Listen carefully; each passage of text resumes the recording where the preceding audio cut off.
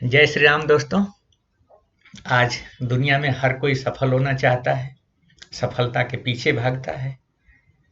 बहुत सारे लोग सफल होते हैं आंशिक रूप से, कुछ परसेंटेज में, कुछ लोग असफल होते हैं। हर कोई सोचता है सफलता क्यों नहीं मिली, मिली तो पूरी क्यों नहीं मिली। आज हम लोग इसी बारे में बात करेंगे। ये वीडियो थोड़ी सीरियस होने जा रही है, आप लोग बने रहना और अंत तक जरूर देखना। कंक्लूजन आपको अंत तक जरूर मिल जाएगा कि हमें सफलता क्यों नहीं मिलती और सबसे बड़ी बाधा क्या है। दोस्तों, इस चीज को समझने के लिए आज हम लोग भगवान श्री राम के जीवन से संबंधित एक घटना पे चर्चा करेंगे। आप जानते हैं भगवान श्री राम विष्णु के अवतार थे। उनके पास असीमित अलौकिक शक्तियां थीं, ईश्वरीय शक्तियां थीं।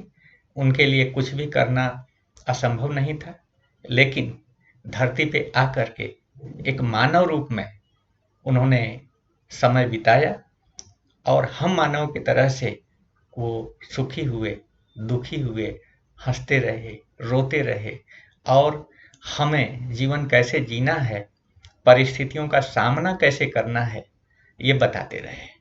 तो आज हम लोग जो चर्चा करेंगे उसमें भगवान श्री राम के जीवन के अलौकिक पक्ष को, ईश्वरीय पक्ष को हम अलग रखेंगे और एक मानव रूप में हम भगवान राम को देखेंगे और उनसे अपनी प्रॉब्लम्स को कनेक्ट करने की कोशिश करेंगे। देखेंगे कि उनके जीवन काल से, उनके जीवन लीला से हम क्या सीख सकते हैं। आप जानते हैं जन्म के बाद एक पढ़ने का जब समय आया तो भगवान राम पढ़ाई के लिए चले गए। राजकुमार राम यूनिवर्सिटी चले गए, बोर्डिंग स्कूल। आज के हिसाब से उस समय गुरुकुल कहते थे। तो गुरु के पास चले गए, उन्होंने पढ़ाई पूरी की और लौटे। लौटने के बाद महर्षि विश्वामित्र आते हैं और उनके साथ फिर उनको जाना होता है। आप यूं कहिए कि उनका इंटर्नशिप होता है।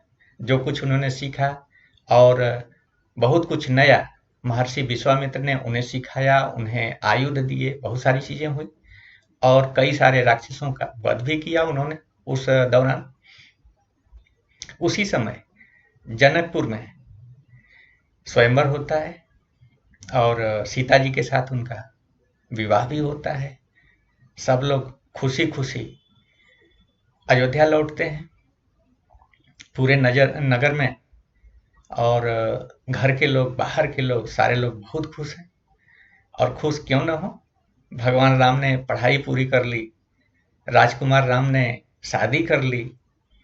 अब पढ़ाई पूरी हो गई, शादी हो गई, तो पिताजी ने बोला कि भाई अब आ जाओ और जो खानदानी बिजनेस है, राजा बनने का राजा बनो, और जो ड्यूटी है, जो काम है, जो बिजनेस है जनता की सेवा करने का, वो जनता की सेवा करो।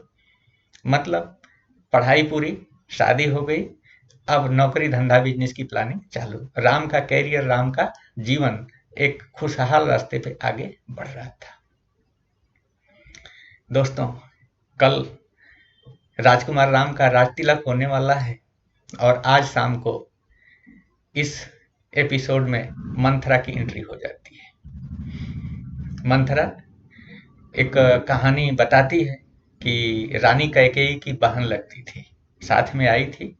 कहानी कितनी सच्ची है इस पर नहीं जाऊंगा, लेकिन हाँ, मानवीय पक्ष जो साइकोलॉजिकल चीजें हैं उससे ये घटना कनेक्ट होती है, इसलिए इसका जिक्र कर रहा हूं मैं।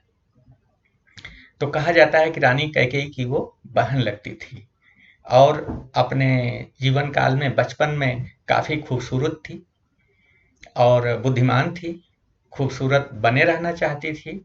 तो कुछ द्रव्यों का, औषधियों का वो सेवन करती थी। अपने आप को हमेशा सुंदर बनाए रखने के लिए कुछ मेडिसिन्स मैं कहूँ, कुछ औषधियां मैं कहूँ, तो वो लेती थी। और उसी चक्कर में कुछ गलत चीजें लेने की वजह से उसका रूप और शरीर बिगड़ गया, रिएक्शन हो गया होगा जैसे आजकल होता है। लोग प्लास्टिक सर्जरी कराते हैं, कई बार अच्छी चीजें हो जाती हैं, कई बार प्लास्टिक सर्जरी से उनका चेहरा बिगड़ जाता है। मंथरे के साथ भी ऐसा हो गया और शरीर टेढ़ी हो गई, लोग उपहास करने लगे। अब सोचिए, एक सुंदर स्त्री सुंदर बने रहने के लिए उसने दवाइयां ली, शरीर बिगड़ गई, लोग मजाक बनाने लगे। अब उसको चिड़चिड़ापन होने लगा, उसकी बुद्धि खराब होने लगी, लोगों से नफरत होने लगी, लोगों से दूर रहने लगी। लेकिन कैकेयी जब शादी के बाद महाराजा दशरथ के साथ जब शादी हुई और कैकेयी जब आने लगी अयोध्या, तो मंथरा को साथ लेके गई और मंथरा को अयोध्या में एक दासी के रूप में देखा गया। लोगों ने माना एक दासी है, ठीक है। और कहा जाता है कि मंथरा दासी को जब राम बच्चे थे, खेलते खेलते कई बार उनकी बॉल्स लग जाती थी, कई बार कुछ हो जाता था, बच्चे थे, होता ही है, घर में दासी थी, दासी के रोल में थी, तो मंथरा कहीं न कहीं राम को पसंद नहीं करती थी। अयोध्या की एक वही नागरिक थी जो राम को पसंद नहीं करती थी। अब सवाल था, राम जिसको मंथरा पसंद नहीं करती है और कल राम का राज तिलक होने वाला है, समझिए राम की बड़ी अच्छी नौकरी लगने वाली है, अब पढ़ाई अच्छी हो गई है, शादी अच्छी हो गई है, नौकरी भी अच्छी मिल जाएगी, तो राम का जीवन तो खुशहाल हो जाएगा। और ये चीज मंथरा को कैसे मंजूर हो सकता है?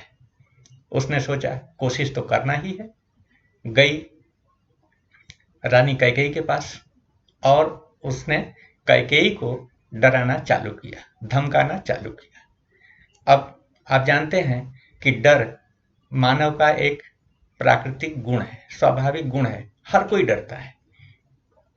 कैकेयी को उसने बोला कि राम राजा बन रहे हैं तो तुम तो दासी बन जाओगी। सुन के कैकेयी सरप्राइज्ड, बोली मैं कैसे दासी बनूंगी, बताई देखो, कौशल्या राजमाता बनेगी और कौशल्या की तुम सौत है, तो तुम्हारा रोल तो अब दासी का ही रहेगा, तुम्हारा बेटा भरत दास बन के रह जाएगा, तो समझ लो तुम माँ बेटे दास और दासी अयोध्या में बन के रह जाओगे। रानी कैकेयी डर गई कि भाई दासी बनना पड़ेगा। अब उसने राजा दशरथ के सामने, कहानी आपने सुनी है, वर मांगा, मतलब विवश किया राजा को कि भाई ऐसा नहीं चलेगा, आप राम को वनवास भेजिए, घर से बाहर भगाइए और भरत को राज तिलक कीजिए। अब रानी के सामने राजा दशरथ ने हाँ कर दिया, लेकिन राजा दशरथ ये भूल गए कि आज एक बुद्धिमान राजा एक अनावश्यक शर्त के सामने झुक रहा है।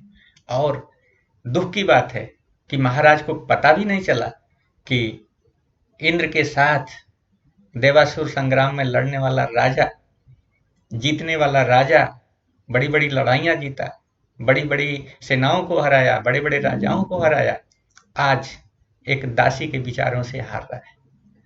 महाराज दशरथ को पता भी नहीं चला कि रानी कैकेयी के पास, रानी कैकेयी जो बोल रही हैं वो रानी कैकेयी के विचार नहीं है, वो दासी मंथरा के विचार है। एक राजा एक दासी के विचारों से हार गया और राम का बनता बनता कैरियर, खुशहाल होता जीवन जंगल में चला गया। राम 14 साल के लिए जंगल को भेज दिए गए। दोस्तों, ये एक नौकरानी के विचारों की ताकत थी।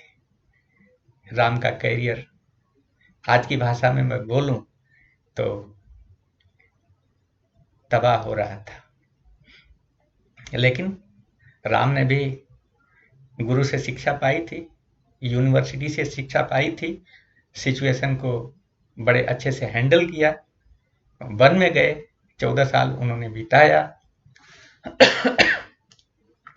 लेकिन आप जानते हैं कि ये 14 साल उनके लिए आनंददायक नहीं रहे, बड़ी सारी तकलीफ उन्होंने झेली और उसमें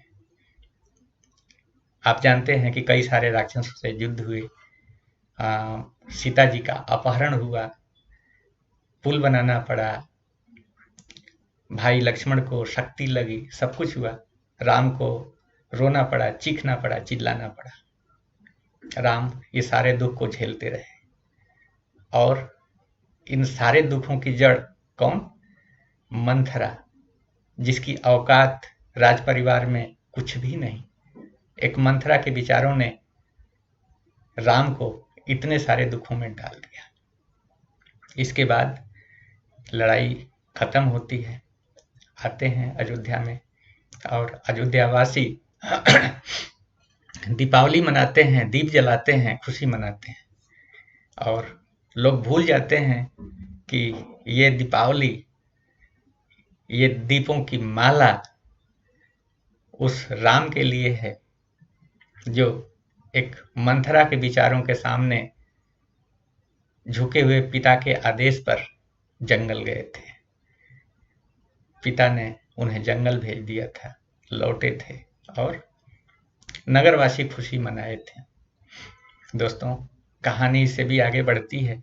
प्रसंग आता है कि किसी के ताना मारने पर राजा राम ने महारानी सीता को दोबारा जंगल भेज दिया था। मतलब राम के कष्ट वन से लौटने के बाद भी खत्म नहीं हुए और सीता जी को जंगल भेजना पड़ा। उसके बाद लव कुश का जन्म होता है। लव कुश अयोध्या में आते हैं, लेकिन सीता जी से दोबारा परीक्षा देने की बात करी जाती है और सीता जी परीक्षा देते हुए जमीन के अंदर समा जाती है। आप समझिए राम की पीड़ा कितनी रही होगी।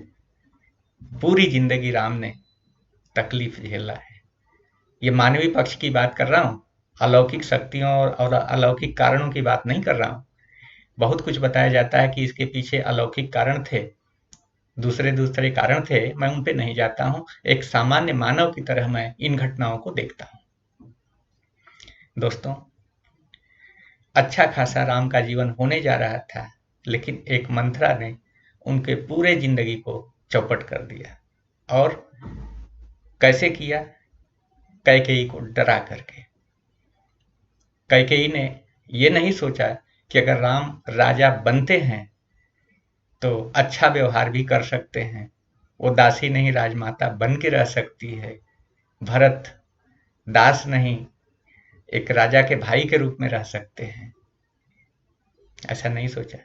वो डर गई, डर के आगे हार गई और राजा को विवश कर दिया और इस तरह से राम पूरे जिंदगी के लिए दुखी बन के रह गए। आज भी घरों में आप देखते हैं कि बड़ा भाई अगर सफलता की ओर बढ़ जाए, ऑफिस में आप देखते हैं कि एक सीनियर अगर थोड़ा ज़्यादा सफल होने लगे तो साथ में काम करने वाले लोग थोड़ा डरने लगते हैं, घर के लोग थोड़ा असुरक्षित महसूस करने लगते हैं कि सफल हो गया तो पता नहीं हम लोगों को किस रूप में रखेगा, डरने लगते हैं। और इस डर के वजह से उनका सोच, उनके विचार बदल जाते हैं। और सोच या विचार जैसे ही बदलते हैं, उनके व्यवहार बदल जाते हैं। जब व्यवहार बदल जाते हैं तो फिर उनकी दुनिया बदल जाती है और जो सफल हो रहा व्यक्ति है कहीं न कहीं एक बाधा महसूस करता है और उसकी सफलताओं में रोड़ा पड़ना चालू हो जाता है। दोस्तों, इस कहानी का सारांश यही है कि अगर आप सफल होना चाहते हैं, जिंदगी में आगे बढ़ना चाहते हैं, तो हमेशा इन मंथरा पे ध्यान रखिए। आपके चाहने वाले बहुत हैं, पूरी अयोध्या आपको चाहती है, राजा देखना चाहती है, लेकिन एक मंथरा है जो दासी रूप में है, जिसकी कोई गिनती नहीं कर रहा है, लेकिन उसके पास ऐसे विचार हैं जो डरा के धमका के लोगों को आपके खिलाफ खड़ा कर देगी। ये मंथरा नर या नारी किसी रूप में हो सकती है। तो अगर आप सफल होना चाहते हैं, ये जानना चाहते हैं कि सफलता में सबसे बड़ी बाधा क्या है, तो ये मंथरा है। ये मंथरा से अगर आपने पार पा लिया तो आपने बड़ी मेहनत करी है, आपने अच्छी एजुकेशन ली है, आपने फिटनेस पे काम किया हुआ है, आपका राज तिलक होने ही वाला है, लेकिन इस रात को आप संभाल लेना। इस रात के बाद जो सुबह होगी आपका राज तिलक होगा, लेकिन शाम को अगर मंथरा ने रोड़ा डाल दिया तो दोस्तों सफलता आपसे दूर हो जाएगी, जीवन आपका सुखमय होने की बजाय दुखमय हो जाएगा। तो इस मंत्रा से सावधान। सफलता की सबसे बड़ी बाधा मैं आपसे कहूँगा ये मंत्रा है जो आपके अगल-बगल हैं, आपके घर में हैं, आपके पड़ोस में हैं, आपके ऑफिस में हैं। ये मंत्रा है जो आपको सफल होने देना नहीं चाहते। तो दोस्तों, जो मैं पहले ही कहा था कि कहानी का सारांश, इसका निष्कर्ष आपको अंत में मिलेगा। ये सफलता की सबसे बड़ी बाधा मंत्रा, ये मंत्रा नर या नारी किसी रूप में आपके अगल-बगल होंगे, आप इनसे सावधान रहो। अगर आप इनसे सावधान रहते हैं तो निश्चित रूप से सफलता आपकी है, क्योंकि आप 100% अपनी कोशिश कर रहे हैं और आपका राज तिलक होने ही वाला है। जो आप चाहते हैं, जो बनना चाहते हैं, आप 100% बनेंगे, इसमें कोई दो राय नहीं। दोस्तों, मैं अपनी बात यहीं ख़त्म करता हूँ। जय श्री राम।